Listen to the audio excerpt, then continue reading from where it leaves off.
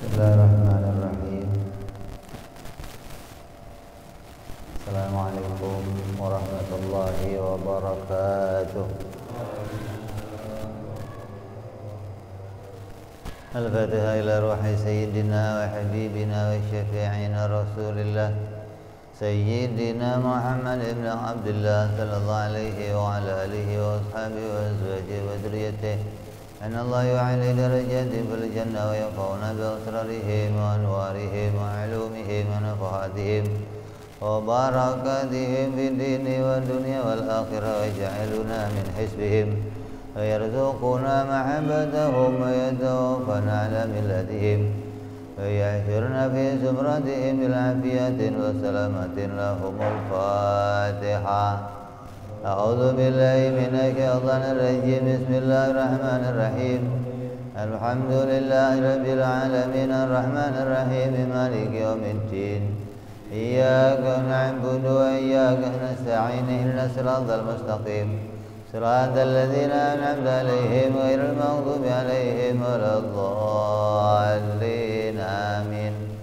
بسم الله الرحمن الرحيم. نويت تعلما وتعليما وتذكرا وتذكيرا والنفعا والانتفاعا والإفادة والاستفادة والحث على التمسك بكتاب الله وسنة رسول الله صلى الله عليه وسلم ودعاء إلى الهدى ودلالة على الخير ابتغاء مرضاته وقربه وثوابه وحسن الخاتمة مع اللطف والعافية وصلاح العاقبة.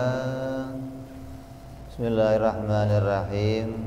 Alhamdulillahi rabbil alamin. Wassalatu wassalamu ala asyrafil anbiya'i wal mursalin Sayyidina wa habibina wa syafi'ina wa maulana Muhammadin sallallahu alaihi wa ala alihi wa sahbihi ajma'in. Amma ba'du. Qala musanniful kitab Hadratus Syekh Sa'id bin Armiyah rahimahullah وغفر له ولوالديه ونفعنا به في الدارين. اللهم افتح قلوبنا فتوح العارفين وبعلماتك وانصر علينا برحمتك يا أرحم الراحمين. إلى أن قال, sampai sifat mana apa? Iroda. Wajib Allah bersifat ilmu. Maknanya wajib Allah mempunyai sifat, bersifat pada dirinya sifat ilmu atau mengetahui.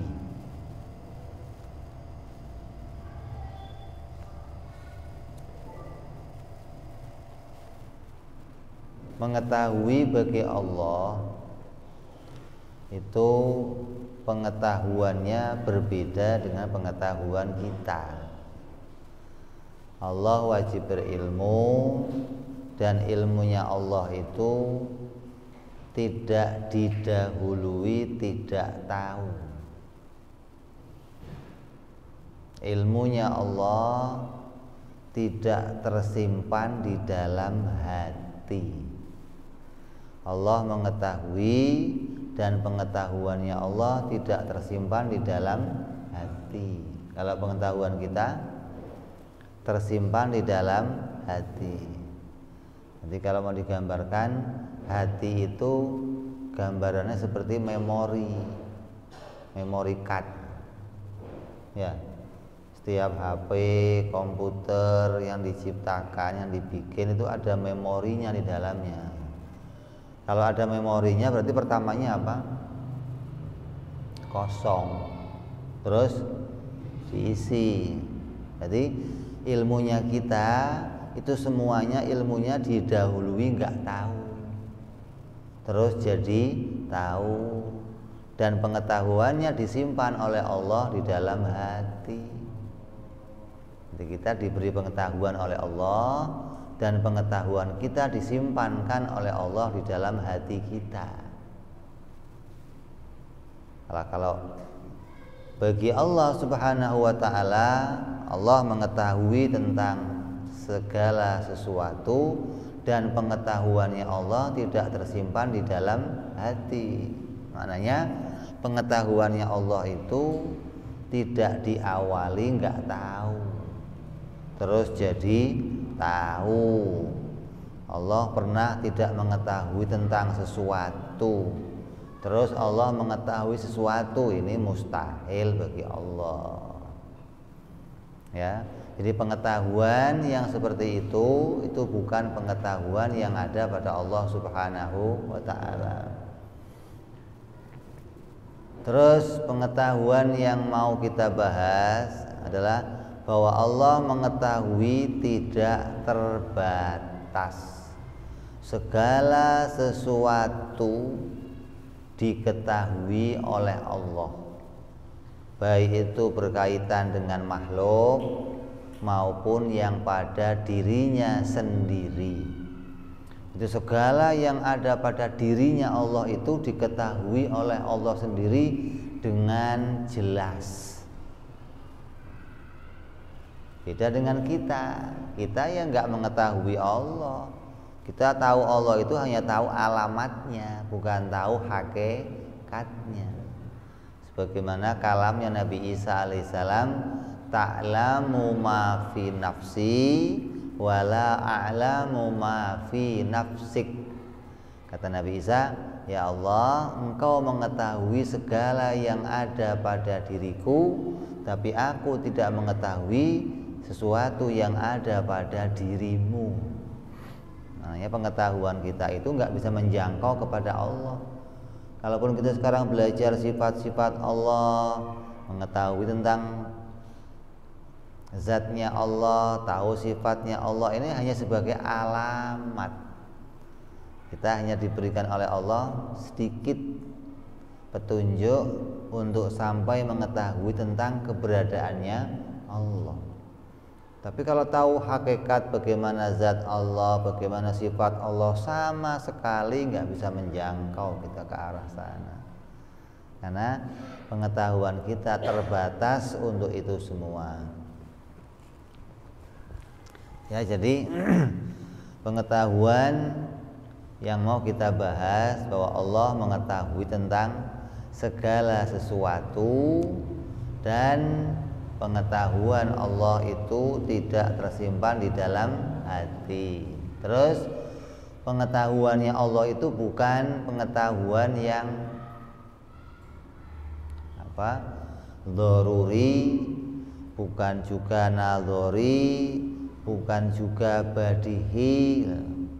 Kan pengetahuan itu bisa dengan cara nadzori. Nadzori itu kalau mau tahu mikir dulu, kalau nggak mikir nggak tahu. Contoh tentang keberadaannya Allah. Kalau seseorang nggak mau mikir tentang dalil, maka dia nggak akan tahu keberadaannya Allah. Kenapa? Karena keberadaan Allah nggak bisa dilihat pakai mata. Jadi kalau dia mikir, baru dia akan tahu keberadaannya Allah Subhanahu. Oh, Allah itu ada. Allah itu kudrat, Allah itu iradat, ilmu, hayat. Taunya setelah mikir. Kamu tahu tentang penjumlahan 1000 kali 10 kali 20 kali 17 dikurangi 5 berapa? Yo, dipikir dulu, dihitung dulu, baru tahu. Kalau enggak, ya enggak bisa tahu. Itu ilmu yang didasari nadzor. Ya, ilmunya Allah enggak mikir-mikir begitu. Allah mau bikin alam mikir dulu, mau dibikinnya kayak apa? Ya itu enggak mikir-mikir, enggak. Karena kalau mikir dulu itu berarti pernah enggak tahu terus jadi tahu. Berarti kalau Allah itu ilmunya enggak pakai berpikir, Kalau mikir itu ilmunya kita. Kalau nggak mikir juga. Kalau pernah nggak tahu itu sama kayak kita. Ada di antara ilmu kita yang nggak pakai mikir. Contohnya apa? Contohnya pengetahuan kamu yang nggak usah pakai mikir apa? Ada nggak? Yang kamu tahu hal itu yang nggak usah mikir. Apa contohnya? 1 itu setengah dari 2. Itu nggak usah mikir, anak kecil juga tahu. Jajannya bagi 2 ya, oh ya. Jadi, itu setengah dari 2 nih 1. Itu nggak usah dipikir. Ini benda itu bertempat, ini diam, nggak usah dipikir. Asal kamu ngelihat, kamu tahu, oh ya. Nah, tahu yang seperti itu yang nggak pakai mikir, kalau dimulai dengan nggak tahu juga itu mustahil bagi Allah. Allah itu taunya nggak usah pakai mikir, Allah mau tahu semuanya. Nggak usah pakai mikir, kalau tadinya nggak tahu terus jadi tahu berarti ilmunya baru. Ya, ilmu kita semuanya ilmu yang baru. Tadinya pernah nggak tahu, terus dimasukkan pengetahuan oleh Allah jadi tahu. Lah, Allah ilmunya nggak berawal dan nggak berakhir, juga nggak pakai mikir gitu loh. Kalau mikir kan pernah ada awalnya. Jadi mikir ya nggak pakai mikir juga nggak. Kenapa? Karena nggak ada awalnya ilmunya Allah. Terus ilmunya Allah juga nggak pakai uji coba. Ada ilmunya kita yang kita untuk tahu harus pakai uji coba. Contoh, kalau kamu pengen tahu ini gula atau garam, diapain? Cobain dulu. Kalau dipelototin tahu nggak? Nggak tahu. Oh, asin, garam nih. Taunya setelah coba. Lah, Allah ilmunya nggak begitu, begini. Allah mau bikin jeruknya manis, dicobain dulu. Ya nggak usah gitu loh. Allah tahu bikin jeruk ini manis, kadar manisnya seberapa Allah tahu, yang sesuai Allah mau. Oh, manisnya manis banget, setengah manis, rada manis, campur kecut. Allah tahu, nggak usah pakai dicobain nggak. Kalau ini kan nggak, cobain dulu. Oh, kurang manis, tambahin. Kemanisan kurangin. Allah mengetahuinya nggak usah pakai uji coba. Karena mengetahui pakai uji coba itu ya namanya pernah nggak tahu terus jadi tahu. Jadi Allah mengetahui segala sesuatu. Pengetahuan Allah tidak tersimpan di dalam hati. Pengetahuan Allah nggak pakai nadhari. Nadhari itu apa? Mikir. Allah nggak pakai mikir untuk mengetahui sesuatu. Allah juga nggak mikir untuk mengetahui segala sesuatu. Allah juga nggak pakai uji coba untuk mengetahui sesuatu. Ini yang berbeda dengan keadaan kita. Kalau kita ilmunya bagaimana? Ada yang pakai berpikir, ada yang pakai nggak usah mikir, ada yang ilmunya pakai uji coba. Itu pengetahuan yang kita dapati, dan semua pengetahuan itu ada permulaannya. Kapan kamu tahu tentang sesuatu, maka pengetahuan itu pasti ada mulainya. Allah Subhanahu wa ta'ala memberikan pengetahuan kepada kita, yang pengetahuannya dengan jalan yang berbeda-beda. Malaikat dikasih pengetahuan, manusia dikasih pengetahuan, nabi dikasih pengetahuan, hewan dikasih pengetahuan. Hewan itu bisa caranya bikin rumah.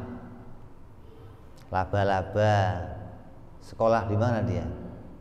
Kok bisa bikin rumah kotak-kotak begitu loh? Padahal nggak pernah sekolah ya. Dari dulu laba-laba bikin rumah ya begitu bentuknya, nggak ada yang lain model gitu, apa ganti model, apa sekarang bertingkat atau pakai jendela gitu, nggak ada ya. Ya begitu aja. Kenapa? Itu namanya ilham. Allah memberikan petunjuk bikin rumah begini, ya begitu doang yang dia bisa tahu, nggak ada yang lainnya. Karena ilham yang diberikan Allah hanya itu gitu loh. Nggak ada dikasih ilham yang lain ya dia nggak akan bisa bikin rumah dengan bentuk yang lainnya, nggak bisa. Ada lagi burung, ada lagi hewan-hewan yang lain, masing-masing bisa bikin sarang sesuai dengan kebutuhannya. Dari mana pengetahuannya? Ya ilham dari Allah. Kamu kan nggak pernah ngomong laba-laba itu pinter loh, pernah begitu? Pernah ngomong laba-laba pinter, pernah? Ya nggak pernah. Kenapa kok nggak disebut pinter? Karena laba-laba mengetahui itu tanpa sekolah, tanpa dengan berpikir. Dapatnya dari mana? Dari ilham, petunjuk langsung dari Allah. Sebagaimana para malaikat nggak bisa mengetahui kecuali nanya sama Allah. Makanya waktu malaikat mendapatkan berita tentang Allah akan menciptakan manusia di jagat ini, di bumi ini, malaikat nanya, ya Allah ngapain sih bikin manusia? Malaikat nanya. Kenapa kok nanya? Karena malaikat nggak bisa dapat pengetahuan kecuali dikasih tahu gitu loh. Beda sama kita masih bisa mikir, masih bisa uji coba. Malaikat nggak ada uji coba. Malaikat pengen tahu ini gula manis apa nggak bisa uji coba malaikat. Karena keadaannya malaikat beda dengan keadaan kita gitu. Jadi Allah memberikan ilmu pada hamba-hambanya dengan cara yang berbeda-beda. Ada yang cukup kasih ilham, nggak usah nanya. Nggak ada laba-laba nanya, nggak ada kan. Caranya bikin itu tali biar panjang nggak putus gimana ya? Kecuali laba-laba itu stek apa itu? Spider. Pakai gagal segala. Kalau laba-laba yang ono nggak usah. Kenapa? Karena ilmunya dikasih tahu Allah. Burung bikin sarang, belajar di mana dia? Pakai ngambil apa itu? Ranting dikumpulin. Sekolah di mana dia? Allah kasih petunjuk. Beda sama malaikat. Malaikat ada yang dikasih petunjuk sama Allah langsung, ada yang dia nanya, ini apa ya Allah, ini apa ya Allah. Beda sama Nabi Adam. Nabi Adam alaihissalam ketika di surga, beliau memohon kepada Allah dengan menyebut nama Nabi Muhammad SAW. Kata Allah, Adam, kan saya belum ngasih tahu kamu tentang Muhammad, kok kamu sudah tahu? Kata Nabi Adam, ketika saya dihidupkan ya Allah, ditiupkan ruh ke diri saya, mata saya melek, yang pertama saya lihat la ilaha illallah Muhammad Rasulullah. Saya tahu Muhammad bukan orang sembarangan. Kenapa? Namanya digandeng dengan namamu ya Allah. Tuh. Ya, ilmunya mikir. Dia tahu Muhammad pasti kekasihnya Allah. Kenapa? Namanya digandengkan dengan nama Allah. Padahal belum dikasih tahu. Artinya Allah memberikan ilmu dengan jalan dia mikir. Nah, iman, kata sebagian ulama mengatakan, iman yang di hatinya manusia itu nggak bisa diberikan Allah langsung jelek, itu nggak bisa gitu loh. Kayak burung bikin sarang. Iman itu didapati harus pakai mikir tadi. Dengan mikir baru kasih tahu, masuk pengetahuannya. Kalau nggak mikir, nggak bisa sampai pada pengetahuan iman yang seperti sekarang ini, nggak bisa. Makanya ulama menetapkan iman itu harus dengan nazar, dengan mencari dalil. Karena untuk sampai pada keyakinan harus disertai dengan pembuktian. Pembuktian didapati dari mana? Dari mencari pembuktian dengan berpikir, nazar dalil, nazar alam semesta, nazar diri kita sendiri. Itu wajibnya Allah mengetahui. Beda sama para nabi lagi. Nabi ilmunya lebih sempurna lagi. Dikatakan oleh Nabi Isa alaihissalam ketika Nabi Isa masih kecil, umur 7 hari, ditanya oleh para rahib-rahib, para pendeta-pendeta. Kata Nabi Isa, saya adalah Rasulullah. Umur 7 hari ngomong, lagi mentil di gendongan ibunya. Ketika para pendeta itu nanya, Maryam, ini kamu ini ngelahirin bayi kok nggak jelas begini, nggak ada bapaknya, bikin malu aja kamu Maryam. Siti Maryam diem aja. Nanti yang jawab anak saya. Gimana anak kamu mau jawab, kecil begitu kok bisa jawab? Langsung lagi mentil, nggak kelihatin semuanya. Apa ngomong apa? Ini bayi kok tengil begitu, bayi 7 hari. Ini bayi dari mana? Baru ngomong, saya Rasulullah. Saya diutus untuk meluruskan kalian dengan Injil dan Taurat. Ini kok bisa tahu Injil, tahu Taurat, dari mana belajarnya? Dari perut emak gua katanya. Sejak di perut emak saya, Allah telah berikan saya pengetahuan tentang Al-Quran, tentang Injil, tentang Zabur. Hingga Nabi Isa begitu lahir, jebrol 7 hari, hafal Taurat, hafal Injil, bisa menjelaskan. Dari mana? Dari ilham. Allah memberikan wahyu, petunjuk langsung di ilmunya Nabi Isa alaihi salam. Dan semua nabi-nabi demikian pengetahuannya. Diilhamkan oleh Allah Subhanahu wa taala tentang sesuatu. Jadi Allah ilmunya nggak pakai nadhari, nggak pakai doruri, dan nggak pakai badihi, nggak pakai uji coba. Apa yang diketahui Allah? Segala sesuatu. Tentang apa? Tentang dirinya sendiri. Allah mengetahui segala sifat-sifat yang ada pada dirinya yang enggak terbatas. Allah tahu dirinya wajib wujud, wajib qidam, wajib baqa, wajib mukhalafah. Tahu enggak? Tahu enggak? Oh, ente aja tahu, masa Allah enggak tahu gimana sih? Ente tahu kalau Allah wajib wujud, wajib qidam, wajib baqa, wajib mukhalafah. Ente tahu, ya Allah pasti. Dan pengetahuan Allah tentang sifat-sifatnya sendiri tidak terbatas.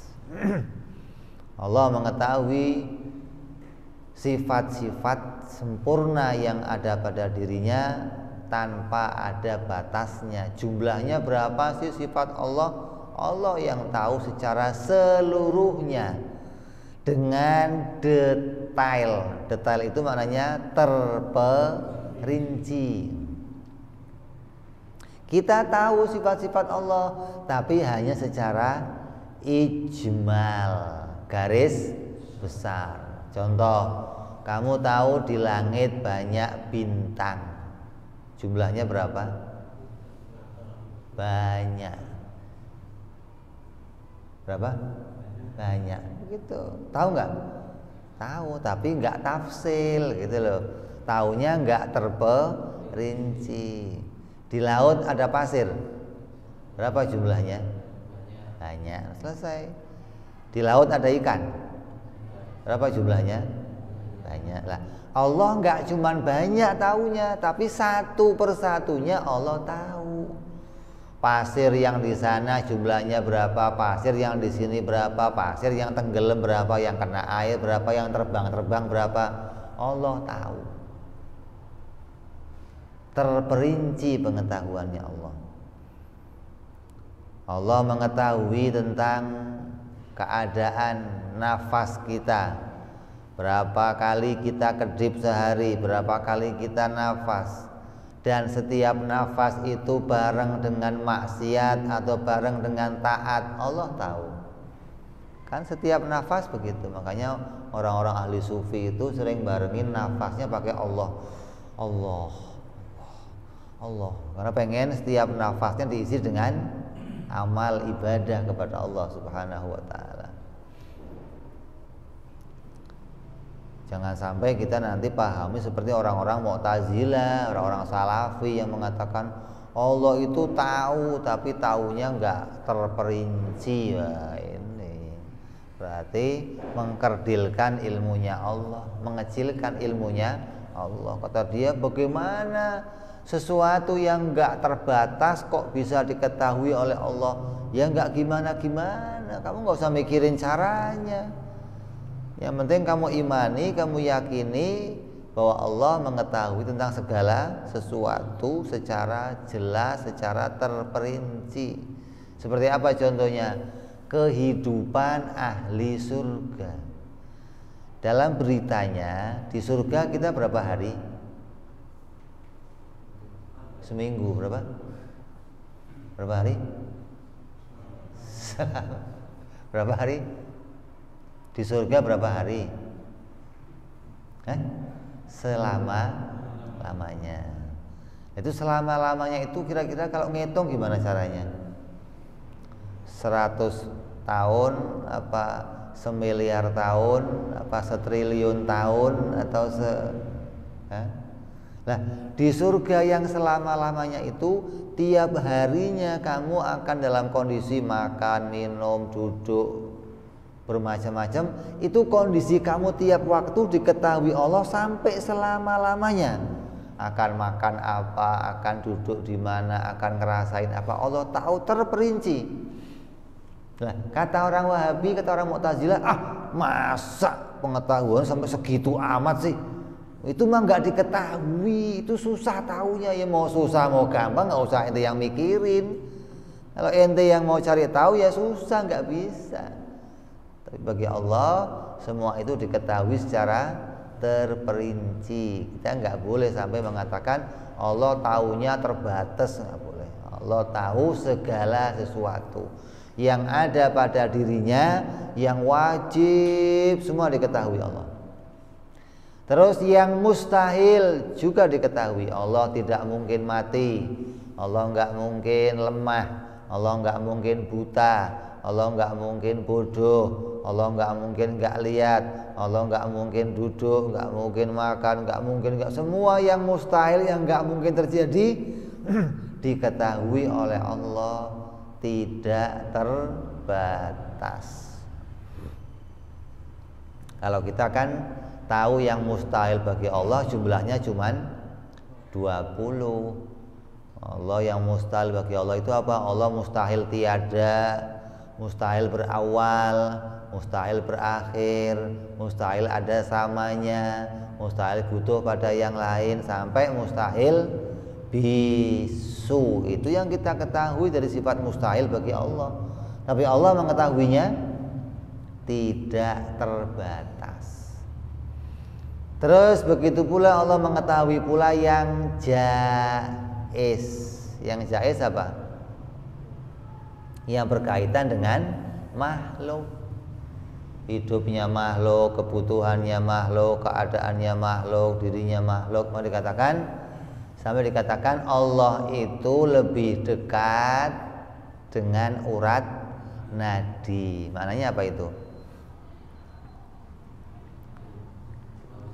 Nah, maknanya Allah itu mengetahui, gitu loh. Gini gambarannya gini.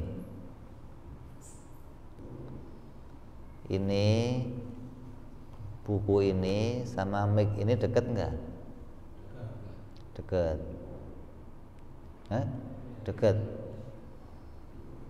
Kalau ini sama ini deket, saya nanya, buku ini sama meja ini deket nggak? Deket mana sama tadi? Deket buku sama meja. Pertanyaan saya, ada nggak jarak yang lebih dekat dari buku dan meja?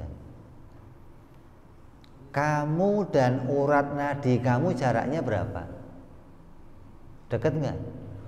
Lah Allah mengetahui lebih dekat dari itu. Ada nggak yang lebih dekat lagi? Gimana cara mikirnya coba? Lebih dekat dari urat nadi dan diri kamu coba. Padahal urat nadi dan diri saya nggak ada jaraknya. Berapa jaraknya? 1 senti, 2 senti, 3 senti, nggak ada jaraknya lah. Allah dekat. Maknanya dekat bagi Allah bukan jarak.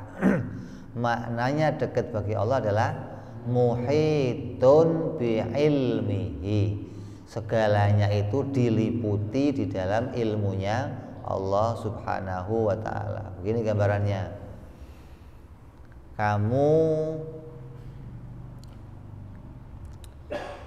mengetahui nggak kalau di Jakarta itu ada Monas? Tahu? Tahu? Ada Monas. Pernah lihat Monas? Pernah lihat. Nah, bisa nggak kamu menggambarkan Monas di pikiran kamu? Bisa.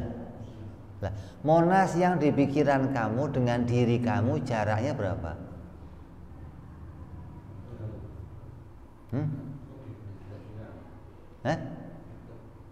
Dekatnya seberapa?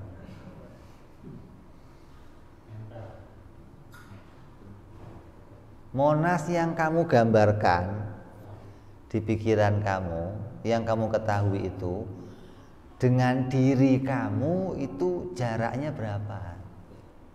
Gitu loh. Nah itu dekat yang maksudnya lebih dekat dari orang nadi begitu gitu loh. Dekat yang maknanya sifat.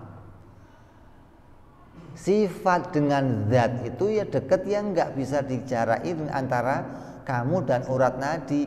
Kalau saya dan kuku saya sama-sama benda, dua zat yang masih bisa dihitung jaraknya. Tapi kalau zat dan sifat nggak bisa dihitung jaraknya, nggak bisa dihitung ukurannya. Maka Allah mengetahui dengan makna Allah dekat, maknanya mengetahui segala sesuatu. Jangan sampai nanti pahamnya ada yang Allah nggak ketahui, nggak bisa ini. Terus segala yang jaiz yang berkaitan dengan kita diketahui oleh Allah Subhanahu wa ta'ala. Gerak kita, duduk kita, jalan kita, semua Allah ketahui. Nah, kalau Allah sudah mengetahui semuanya, pertanyaannya, kenapa ada ujian dari Allah?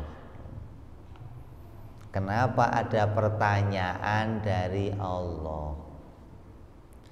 Kalau malaikat itu naik, habis tugas dari bumi malaikat naik sampai langit, nanti ditanya sama Allah, malaikat, kamu tinggalkan hambaku dalam keadaan seperti apa tadi? Oh iya ya Allah, tadi saya jalan dari bumi waktu habis asar, saya lihat hamba-hamba engkau pada sholat asar ya Allah.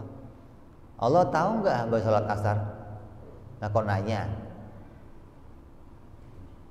Ngapain nanya?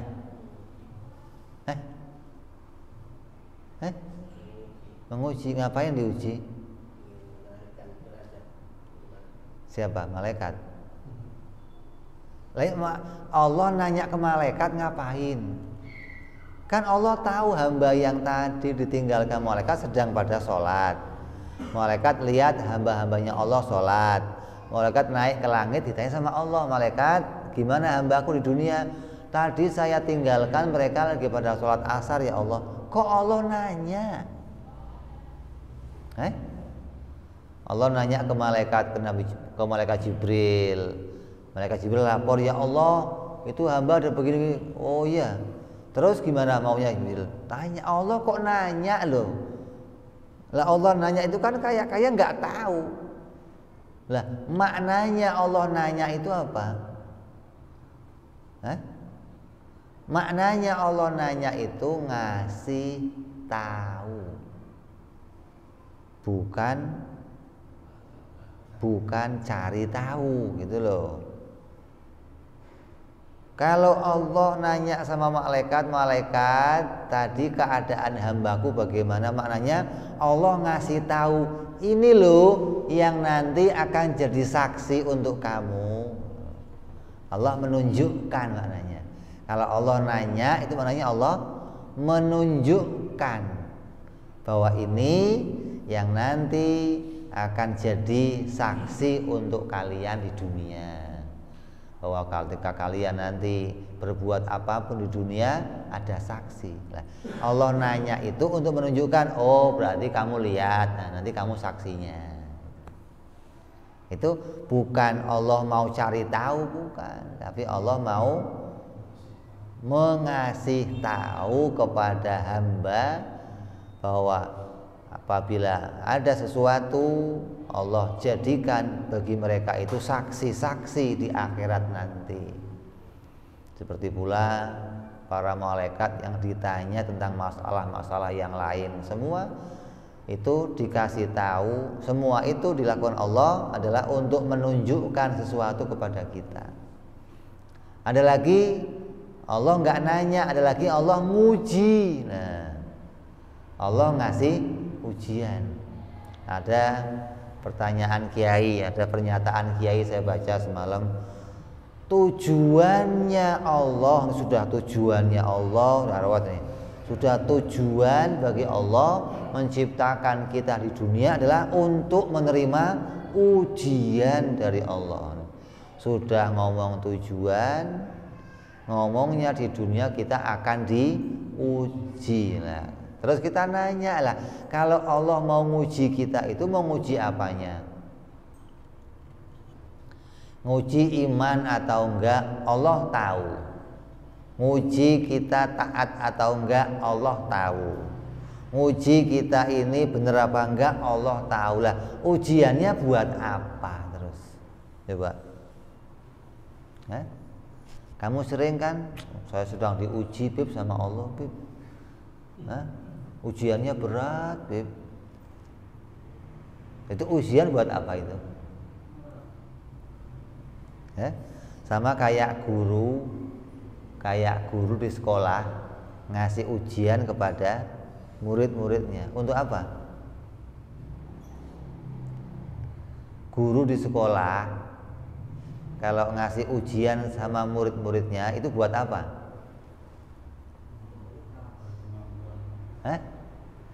Cari tahu.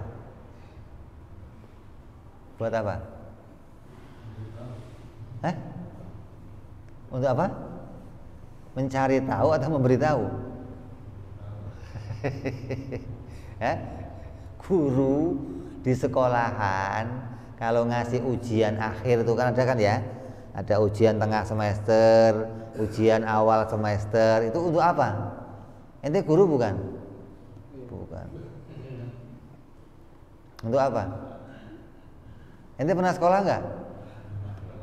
Ente sekolah? Enggak? Sekolah enggak? Muli? Pernah ujian? Untuk apa diuji?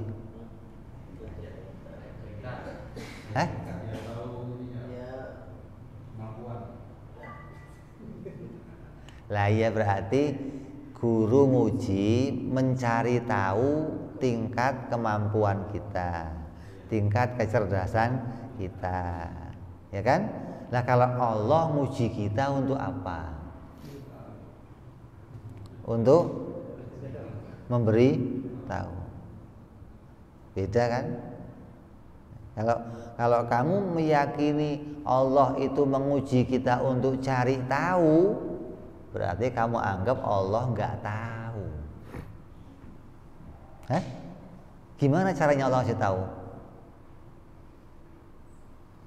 Caranya Allah ngasih tahu gimana? Terus setelah diuji gimana?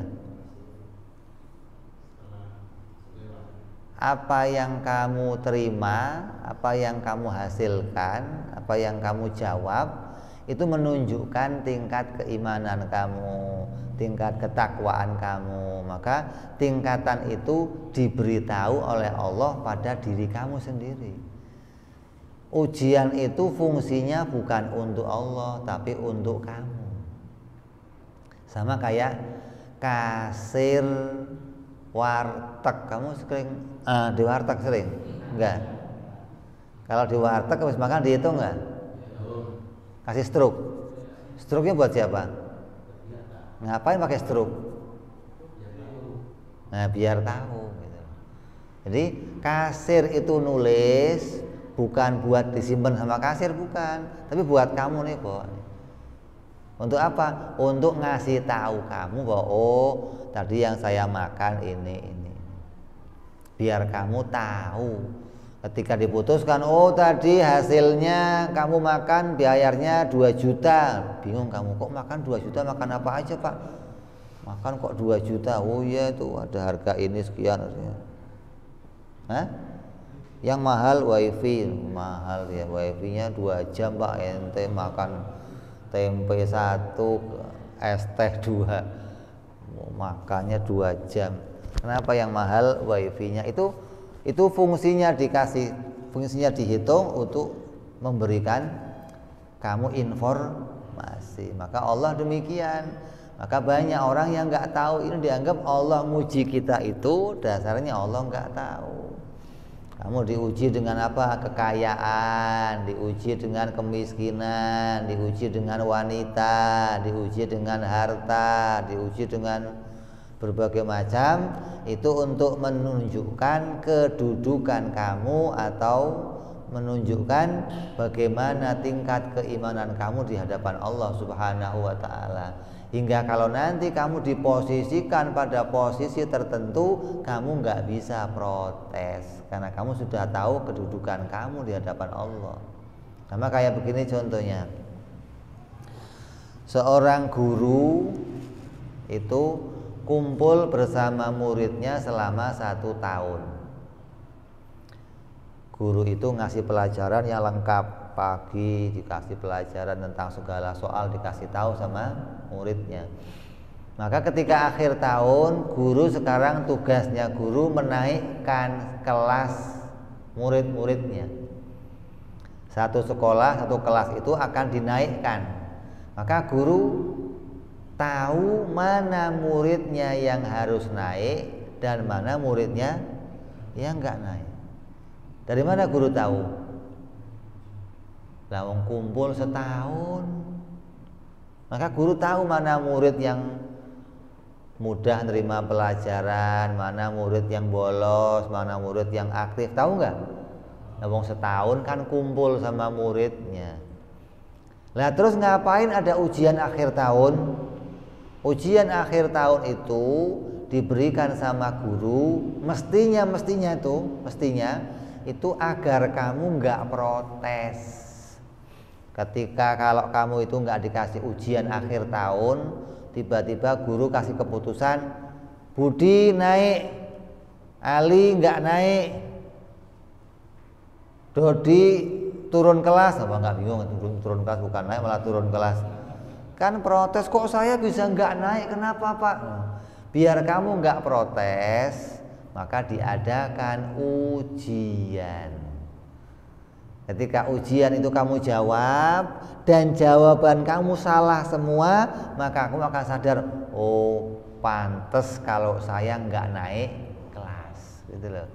Jadi ujian itu untuk memuaskan kamu, agar kamu itu tahu kedudukan diri kamu, bahwa kamu ada pada keberadaan kelas sekian, kelas sekian, kelas sekian. Makanya Nabi bersabda, asyaddukumul balaul anbiya summal auliya summal amsal. Ujian yang paling besar dari Allah adalah ujian untuk para nabi, lalu para wali-wali, lalu orang-orang yang di bawahnya yang semisalnya, yaitu orang-orang soleh, baru orang-orang awam. Jadi kalau kamu ngomong ujian saya berat, itu ujian yang paling ringan untuk kamu. Wong kamu orang awam kok ujiannya berat. Lah apalagi ujian para nabi. Kenapa ujian nabi kok berat? Karena nabi punya kemampuan untuk menjawab semua ujian yang berat dari Allah. Menunjukkan bahwa Nabi itu kedudukannya paling tinggi di antara makhluk-makhluknya Allah, hingga diberikan ujian yang berat seberat apapun, dia lulus, dia mencapai derajat hamba Allah yang paling iman, paling takwa, paling sabar, paling taat, hingga ada yang namanya ulul azmi, nabi-nabi yang paling banyak mendapat ujian, paling sabar. Itu dilakukan oleh Allah, dimunculkan oleh Allah ujian-ujian itu untuk ngasih tahu. Ini kembali nih, jangan sampai kamu salah memahami seperti orang-orang yang tidak mengenali sifat-sifat Allah, bahwa Allah itu Maha mengetahui, maka nggak mungkin Allah mau cari pengetahuan. Allah justru memberikan ujian itu untuk memberitahu kepada kita, ya. Jadi Allah nanya ya untuk ngasih tahu, Allah nguji ya Allah ngasih tahu. Ini makna ini harus dipahami dari sifat Allah Maha mengetahui. Terus lawannya mustahil, Allah bodoh. Bodoh itu apa? Bodoh itu ada dua. Ada bodoh yang asli, ada bodoh yang murakkab. Ada bodoh yang basit, bodoh yang asli, ada bodoh yang double. Bodohnya double. Itu enggak cuman ban aja yang double, bodoh juga ada yang double. Ini bodohnya double. Nah, bodoh yang asli yang bagaimana? Bodoh yang asli itu orang yang bodoh, artinya orang yang tidak tahu sesuatu, tapi dirinya tahu kalau dia nggak tahu. Kamu ditanya tentang isinya langit, Pak, isinya langit tahu nggak? Nggak tahu saya. Kamu nggak tahu, dan kamu sadar kalau diri kamu itu nggak tahu. Itu namanya bodohnya cuma satu. Bodoh yang asli itu begitu, bodoh basit namanya, bodoh yang murni. Tahu nggak isinya langit apa? Nggak tahu saya. Tapi saya sadar kalau saya itu nggak tahu. Ada lagi yang bodoh namanya bodoh murakkab, bodoh yang tersusun. Seperti apa? Seseorang itu tidak tahu, dan dia tidak tahu kalau dirinya tidak tahu. Kan repot. Berarti tidak tahunya double gitu loh. Nggak tahu tentang kenyataan, nggak tahu tentang kebenaran, dan dia nggak tahu kalau dirinya nggak tahu. Contohnya siapa? Orang-orang yang sok tahu. Nah, ini yang repot nih. Sok tahu itu maksudnya nggak tahu yang sebenarnya. Seperti orang yang mengatakan Allah ada di atas. Tuhan itu ada di atas. Tuhan itu duduk di singgasana. Yang dia paham, yang dia tahu, dia itu tahu gitu loh. Kalau Allah ada di atas. Padahal itu pengetahuan yang salah. Mustahil kalau Allah itu bertempat di atas, dan dia nggak tahu kalau dirinya itu salah pengetahuannya. Maka orang-orang yang berstatus double-nya dua ini sudah menjadi orang-orang yang statusnya susah dikasih tahu. Lah wong repot mau ngasih tahu bagaimana, wong ngerasanya sudah tahu. Seperti yang menganggap Isa anak Tuhan. Kan nggak tahu sebenarnya dia, dan dia nggak tahu kalau dirinya itu nggak tahu. Buktinya apa? Dia mengajarkan pengetahuannya kepada orang lain. Nih anak Tuhan, nih anak. Nih bodoh ada dua macam lah. Allah Subhanahu wa Ta'ala mustahil bodoh dua-duanya. Mustahil bodoh yang asli ya mustahil, apalagi bodoh yang murakkab. Artinya Allah taunya Fir'aun itu iman umpamanya. Kan bodohnya double berarti. Kalau Allah itu taunya Fir'aun iman, berarti bodohnya double. Udah salah, nggak tahu lagi Allah dirinya nggak tahu, kan mustahil. Maka segala sesuatu diketahui oleh Allah tanpa ada satupun yang terlewat. Tidak ada yang Allah salah tahu, nggak ada.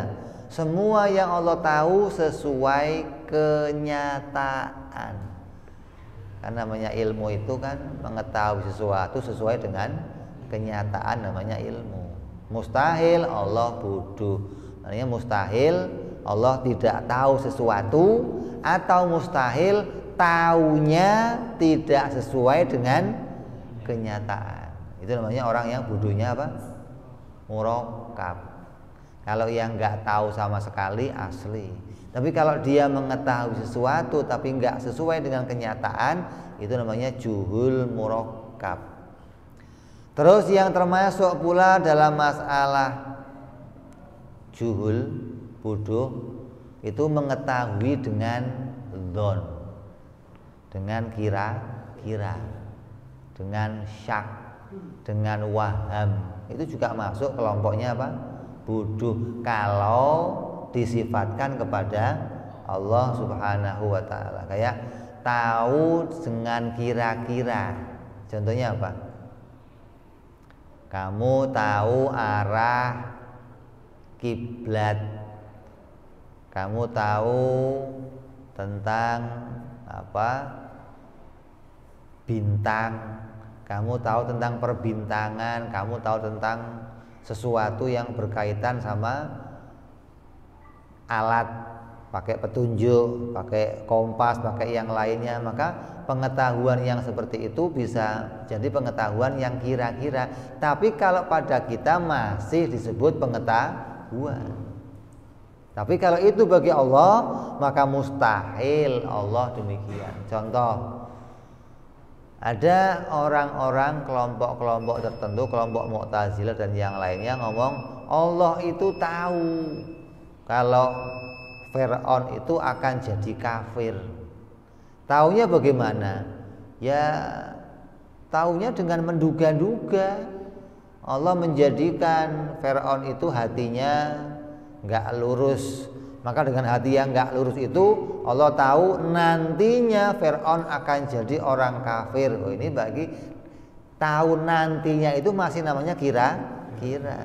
Kayak kamu mengetahui tentang seorang, ini orang ini dari kecil jenius, dikasih soal jawab soal, ini nantinya gedenya nih akan jadi orang besar nih. Kamu tahu dari mana? Ya kira-kiranya begitu. Itu enggak ada begitu, bagi Allah enggak ada. Kalau bagi kita ilmu yang begitu bisa disebut hebat kamu ya, ahli nujum kamu ya, tukang ramal kamu ya, menduga yang masa depan. Lah Allah mustahil taunya begitu, mustahil. Allah tahu dengan jelas hambanya itu akan masuk surga atau masuk neraka atau hidup. Allah tahu dengan jelas. Gak ada kira-kira, gak ada. Semua diketahui secara terperinci oleh Allah dan secara kenyataan. Ya, ini yang harus kita imani untuk menepis segala macam kesalahan-kesalahan paham tentang sifat ilmu bagi Allah Subhanahu wa ta'ala. Jadi jangan sampai kita mengimani sifat ilmunya Allah tapi imannya dengan iman yang salah. Harus iman dengan ilmunya Allah dengan keimanan yang benar sesuai dengan sifat ilmu yang ada pada Allah Subhanahu wa ta'ala. Yang pertama tadi kita kaji, ilmunya Allah tidak dengan hati, nggak tersimpan dalam hati. Allah tahu nggak pakai mikir, nggak pakai apa nadhari, nggak pakai dzaruri, nggak pakai badihi. Ini Allah mengetahui secara terperinci, secara tafsil. Kemudian mustahil Allah bodoh, yang masuk bodoh mustahil bodohnya basit dan mustahil bodohnya murakkab, dan mustahil pula Allah mengetahui dengan kira-kira, dengan duga-menduga, dengan ragu-ragu. Ini mustahil bagi Allah Subhanahu wa ta'ala. Jadi Allah mengetahui sesuatu dengan jelas, dengan terperinci. Mudah-mudahan apa yang kita kaji membawa kita mengenal kepada Allah Subhanahu wa ta'ala. Hati kita bisa menjadi orang yang tambah ma'rifat kepada Allah, bisa iman kepada segala yang Allah tetapkan, tahu tentang segala apa yang Allah jadikan, dan segala macam yang Allah ketahui menjadi hikmah untuk kita bahwa pengetahuannya Allah adalah pengetahuan yang terbaik. Semoga kita berada dalam keadaan-keadaan diciptakan Allah menjadi hamba-hamba yang terbaik. Amin ya rabbal alamin. Ala hadhihi niyyah wa ala niyatin shalih wa ila hadratin nabi. Al-Fatihah. A'udzu billahi minasyaitonir rajim. Bismillahirrahmanirrahim. Alhamdulillahirabbil alamin.